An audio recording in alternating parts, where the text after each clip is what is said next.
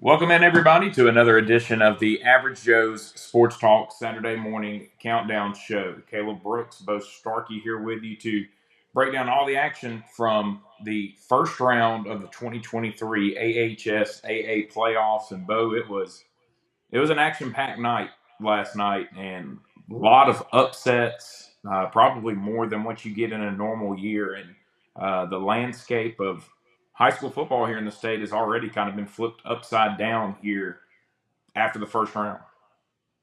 Yeah, man, it was a really interesting night, Caleb, to say the least. And I think all eyes was in Clay County last night for Danny Horn versus Terry Curtis. That one didn't disappoint. Several other big games. We've seen several one seeds get knocked off. That was one of them.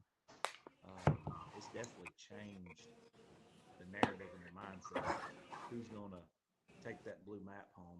It's a lot of movement, let's just say the least. No doubt about it. And just a crazy night last night. Before we get going with everything, we want to thank Rohogo Vacation Rentals. What's in the name? Ro. It starts with Romans 12:13. Share with the Lord's people who are in need. Practice hospitality. Ho. When making, growing, and investing in relationships, hospitality strengthens each step. Our goal is to receive and entertain strangers or guests with kind or generous liberality and turn those new connections into foundational relationships. After all, it is all about the relationships. And then go. The final part of the equation is to take the challenge beyond the moment. At Rohogo, we are actively invested in finding more ways to go out and show hospitality. So make sure to check out Rohogo Vacation Rentals and Management Group. And if you're looking to vacation up around the Gadsden, Northeast Alabama area, it is the place to check out. And they will get you all taken care of right there at Rohogo Vacation Rental. So, getting things started now, Bo, and looking at some of the results from last night, we're going to go 1A through 7A. So, for people that are watching, Hey, um, Caleb, we're good on sound too, by the way. We just did a all check. right, good deal.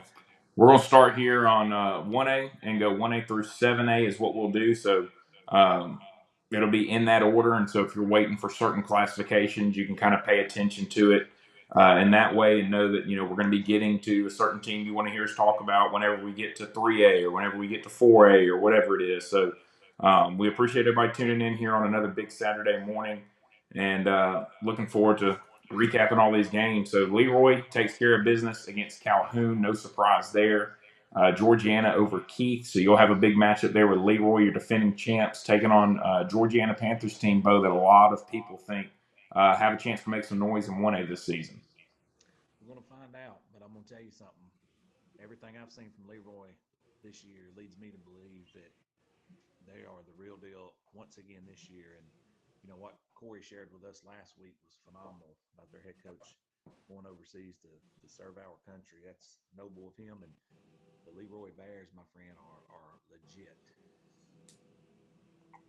Well, and then not only that, I mean, hey, it's Veterans Day today, so shout out to their coach for having to leave. I mean, during the middle of the season this year, having to leave and go serve our country, and sometimes things can be bigger than sports, and um, obviously that's one of those situations. And I think that kind of similar, everybody's talking about Michigan and their deal with Harbaugh, and then it's come out today he's not going to coach and things like that. Sometimes that can rally a team around when you have some adversity like that. I think you're seeing the same thing with that Leroy football program down there. I agree, man. And dude, they just look like a machine. They look like a machine all of last year. They went down and took care of business in the Super Seven, and they not missed a lick since. They're still rolling like that, man. Kudos to them and their coach, man. That's phenomenal. It being Veterans Day, thanks to all you guys out there that's served, and unfortunately, not everybody gets to come home from that game. Yeah, no, it's a lot different world out there. So another team that a lot of people think can make some noise in 1A, Lochapoka, they get a win over Southern Choctaw, 34-6, so they move on. They're going to be taking on the Brantley Bulldogs, who really dominated Linden the other night in a matchup we all thought was going to be a pretty big matchup in 1A between Linden and Brantley. And Brantley able to go take care of business, and so it should be a really fun one there between Lochapoka and Brantley next week. Yeah, man. Look, ever since you went out there, I've started paying attention to them since you did your mini documentary on them, and and they got a phenomenal program out there, and they definitely come up onto the radar, man, so to speak. And dude, that's gonna be a good one next week. Ain't no doubt about it. So flipping the page now, Sweetwater, another team that a lot of people think has a chance to go make some noise. They beat Florala 48-22. Maplesville over Choctaw County 41-14. So should be a fun matchup between those two teams. I told you early in the year, Maplesville they've got an eighth grader at running back who is going to be a stud and going to be a guy a lot of people want to follow in the future. And so it should be a really fun game there between Sweetwater, who we saw play for a state championship a few years ago, and then Maplesville, a team that we've seen in the Super 7 countless times throughout the years. Yeah, Maplesville, man. They're a blue blood of 1A. We talk about blue bloods of 1A. Maplesville obviously is. Sweetwater's got the most state championships of any team, or tied for it. I can't believe, is it 13, Caleb? They have state championships. That's Yeah, incredible, man. no, it is.